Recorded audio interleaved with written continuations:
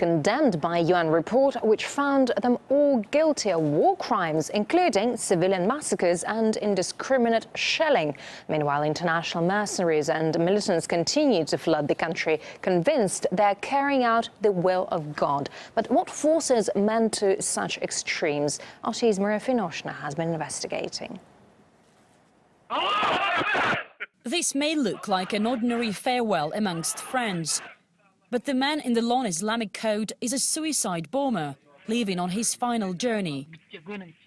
This is his last conversation with his elder brother, in a car that is supposed to take him to the walls of the central prison in Aleppo, Syria, and then explode, sending him to paradise, according to his beliefs.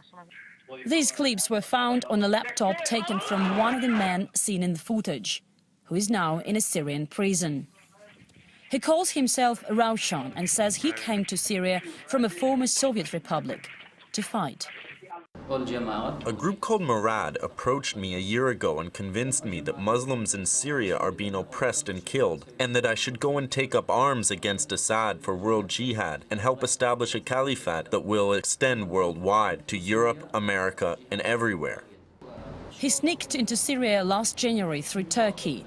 In Istanbul, two men who said they were from Al-Qaeda met him and accompanied him to Syria, where he joined a large bombing brigade run by an Egyptian jihadist. My job was mainly to prepare bombs for cars. There were many people, all from different countries.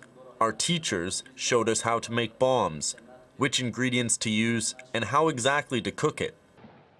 One of his recent assignments was an Aleppo prison bombing last May. The man you saw in the farewell video was driving the car that Raushan prepared. Raushan brought his entire family to Syria, including his 5-year-old son. On this video, the militant shows his boy how to make a bomb. They say after a father dies, the son should continue the jihad. I don't know what Allah prepared for me, but we have to finish what we started. We spoke to Raushan at the Air Force intelligence jail next to a military airport in Damascus. These are the cells. Can we open? The prisoners here are mainly charged with either terrorism or spying. This newly built unit can accommodate up to 200 people, and already it's almost full. In the jail's backyard, an officer tells us not to get too close, as the prisoners could be dangerous. There are people here from Syria, Yemen, Iraq, Jordan, Egypt and Palestine, but many came from Europe as well. Algerian with a French passport Amer has spent most of his life in France, where he married a French woman and lived a normal life. That changed after he was recruited by an Islamic group with Al-Qaeda ties, calling for jihad in Syria. I volunteered. I went to Turkey. In a refugee camp there, I met a Salafi group, and I trained with them for about 2.5 months. And then we illegally crossed the border into Syria. Amir says, as a Salafi, a fundamental Muslim, he had to get involved. I saw my Sunni Syrian brothers suffering here.